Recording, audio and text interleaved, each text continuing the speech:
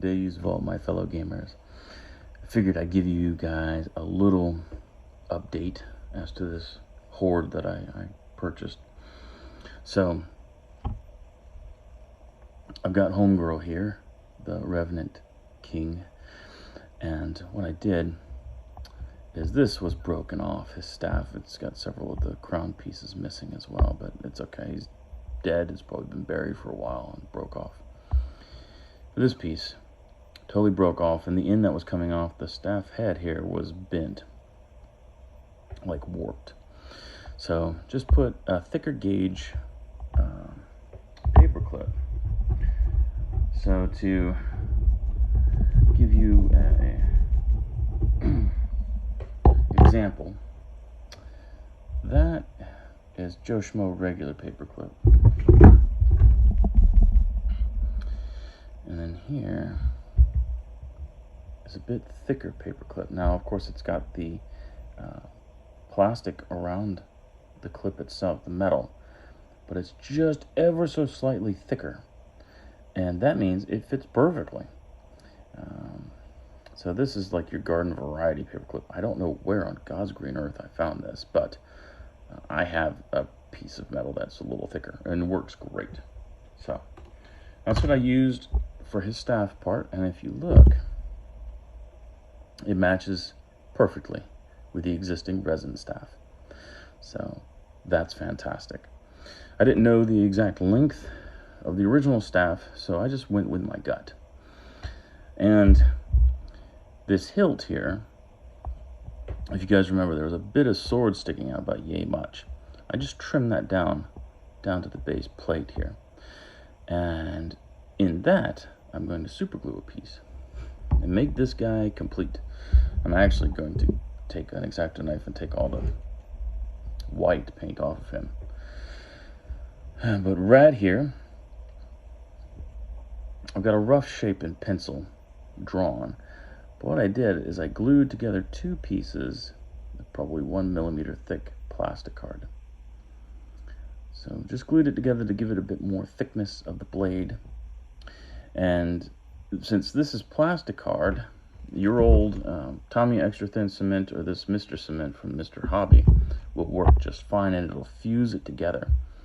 So I'll be able to carve away a bunch of this, and then I'll take this design here and shape it. I'm going to drill some holes in it for the extra corrosion and all that good stuff, and I'll actually probably pin this sword blade onto the hilt so that it won't pop off so easily. And what I did before I drew my little design there, I held this underneath the sword. Let me bring it up all the way. Okay. So I could see a perfect width to start with. And you can tell it's going to be a pretty gnarly big sword. And this is just in pencil. You can actually see the tip if it's rubbing off.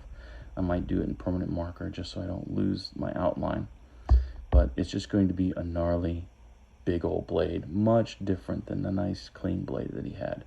But I'm definitely, it's not going to hold the shape, because I'm going to take round files and file dents and divots and stuff. It's going to be a gnarly looking sword. Pretty gruesome.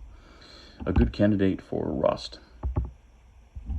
But that will be a project, and it's just shaping it. That's all it is. It's cutting away the excess plastic card and actually shaping that small piece of plastic to be a sword. So I did mount the hood on the Necromancer. I kept the living arm because it has the droopy robe look. The skeletal arm has a chunk missing, ripped out where you can see bones. And this base is actually a base that I chopped off my skeletal dog handler from. So it has this bit of a mounded restic look.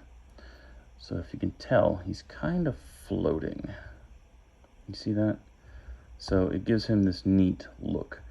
Now, yes, you put him side by side with the other metal Necromancer, and he's going to look the same, basically, except he's got a hood, and he floats a little bit. But what can you do? It's what Mantic gives you. I cleaned Homegirl, so the big mold lines running down his arms, over his head, on his skirt or dress, whatever this fancy guy likes to call it.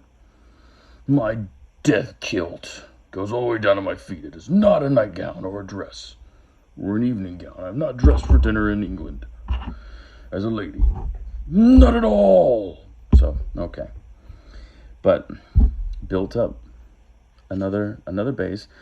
What I was doing is I found myself, much like I did with this tail, most of it, is I was chipping away the paint with my X-Acto knife.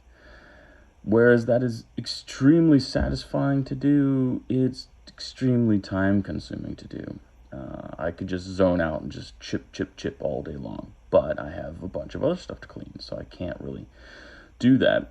I will do the remainder of this tail because it's almost done, and I'll have to do him. What I didn't want to do is ruin the work that I'd already done with the staff, so I'm just keeping him as is, glued nice and tight, and he's perfect.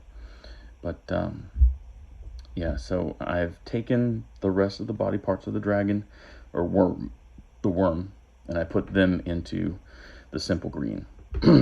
So I'm giving that a few days. I'll go in, it's in the garage, so every time I go in and out of the car, I agitate it a little bit, shake it up, and let those bubbles do their thing, and just try to accelerate the process. With the plastic pieces, they're going to stay in there. I'm just not messing with them. They're just going to stay in there for a few weeks, and then we'll see what we can do. But here, this is the basic shape. I cut one of my big cork pieces in 4, stacked them on top of each other, and then carved at an angle mostly. So carved it at an angle, I think. Okay, yeah. So just so I could preserve the outer edge of the base. And that's just for those people out there with those little lasers checking angles and crap. Everybody loves those guys, so I'm saving the exact border of this base for that.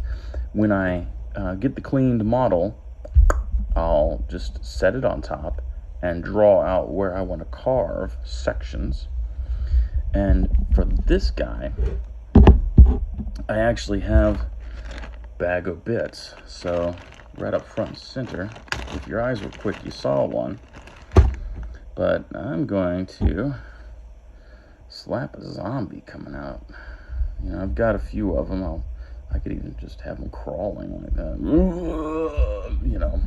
Just have them coming out of the base.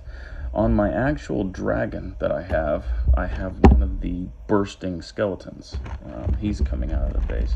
I can probably show that to you right quick. Let me just grab it. So, it is hidden in this case. And it has a real fiddly staff too, much like the Revenant King's staff. But there he is, chilling in the base. His tombstone's behind him. And actually, I don't know if you guys can see. Well, right up there is an old Games Workshop metal coffin shield. Back when the company was cool, they used to offer little bits like this. They're all metal, and you would buy them in a 10-pack. And back when Glen Burnie was cool, I went up there, bought some Forge World pieces, and bought several of these shields to outfit some units. So I have a bunch of those, and they'll come in handy, I guess, with this undead army that I'm building. Because this is going to be my last undead army that I build. I'm not going to sell it. I'm not going to do anything goofy. This is mine. So, I got my little homeboy there, and he looks cool. I had never showed you guys this thing primed up, but yeah, I've got myself, shadows. It's a clean surface area back there for all the grass and whatnot, but yeah. I don't like cork bases, but this is almost essential. Oh yeah, I got a little skull peeking at you right there. But this is essential for raising these gnarly models up, and their librarian riders, raising them up above the fray so that they don't get you don't have to turn them around backwards. So aside from me doing all this fun stuff, I'm getting some other things cleaned. I got 2 out of the 3 whites cleaned, and I'll get these werewolves just because they're big models cleaned up. Everything else is in dip or it's in stasis. I have right there a whole series of stuff that is not primed, ready to be cleaned. So that's a bunch of zombies right there, and then I have my ghouls on that side. And the ghouls will be the next step aside from this this bigger chunky stuff here. So I'm very eager to get this Revenant King rolling, looking good. I'm hoping that his new fancy sword will look awesome, and that it kind of set him aside from his compatriots. And then of course, you know, a zombie being on this base with probably more coffin shields and all that good stuff, more random skulls hidden inside the rock, would be pretty cool. And since the weather is cooling down, hopefully very soon the weather will cool down, and maybe I'll have some of these pieces painted very soon. But what I'm going to do is I'm going to set up my gaming table with all my undead terrain. I've got several Forge World pieces, and I have several actually GW pieces. You know, they're graveyard and all that stuff, plus things that I have produced myself. So yeah, I'll set that stuff up and see how it looks all together, if I can really crank through with building this mess. Kind of excited for it, kind of excited. Especially, you know, raising things back from the dead. The models, like this guy was completely busted. Yeah, I mean, you saw the jaw had to pop off. You guys didn't see the struggle for popping that jaw off, but yeah, it was a struggle. I mean, if you're breaking those things off, it's a resurrection. So anyway, I'm excited to finish this stuff up. You know, get everything primed up, cleaned up, and painted really in goal. It takes a while to paint though, because it's a grind. You know, let me just show you. Okay, so got the old dragon, which is pretty sweet looking. I'm gonna go over here and show you. So that's 80 skeletons right there, just 40 zombies and 40 revenants. Yeah, nightmare, which is, it's good, you need the numbers.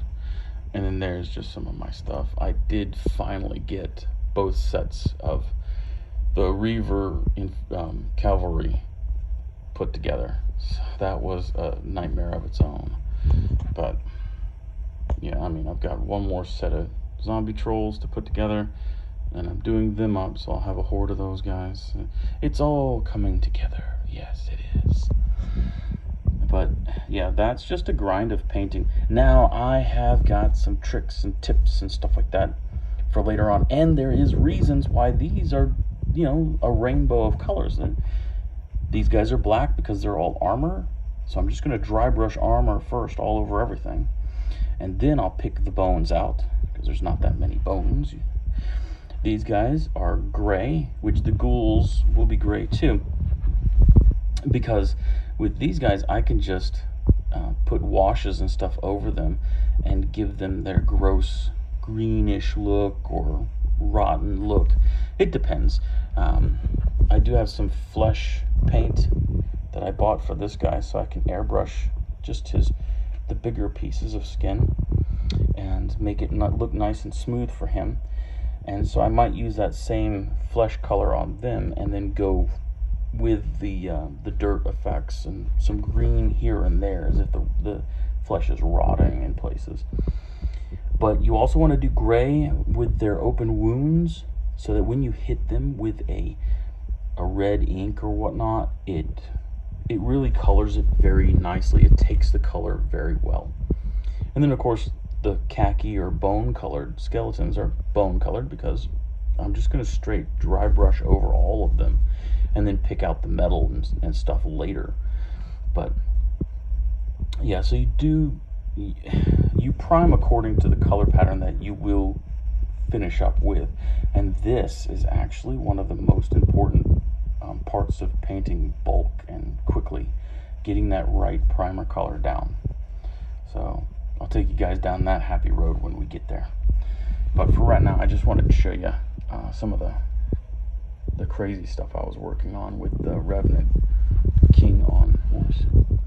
And those guys, it's so dark, but they are really cool.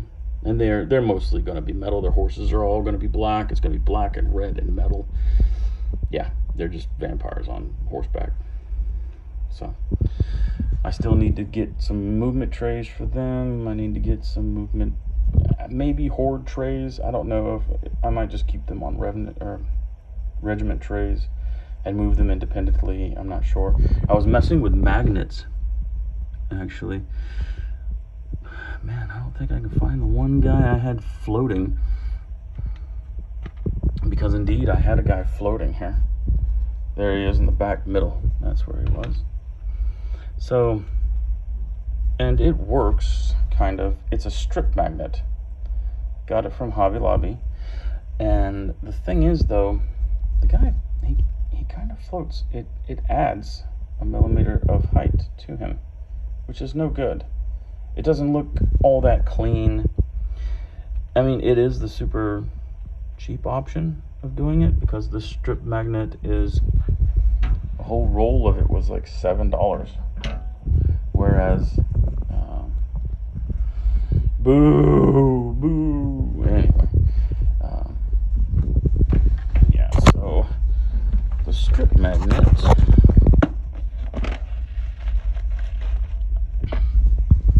$7 at Hobby Lobby, and I get a butt ton of it. It's adhesive, and like that one chunk that's on him is only about yay big, so I can do up a bunch of them. But it's just not that clean looking. You know, when you're doing this, let's face it, you're doing it to look cool, man. You want your models to stay put, but you also want it to be cool.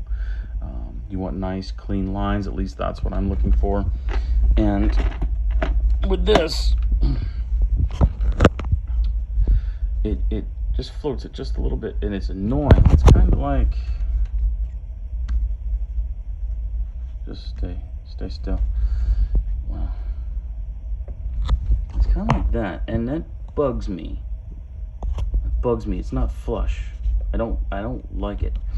So what I'm gonna do is, I have a bunch of very, very thin neodymium rare earth magnet type things. They're kind of like these goofy blocks, but extremely thin and round. And you can just take a drill, real easy, even if you have to drill a hole through the base. But it's still very, very flush fit and very clean with a much stronger hold. This is a much stronger hold than that plasticky stuff, the flexible. So, but anyway, you guys take it easy. I will talk about magnetizing bases and all that mess later when I get to it. But yeah, I just wanted a quick update. All right, man. You guys take it easy. Carry your lays on.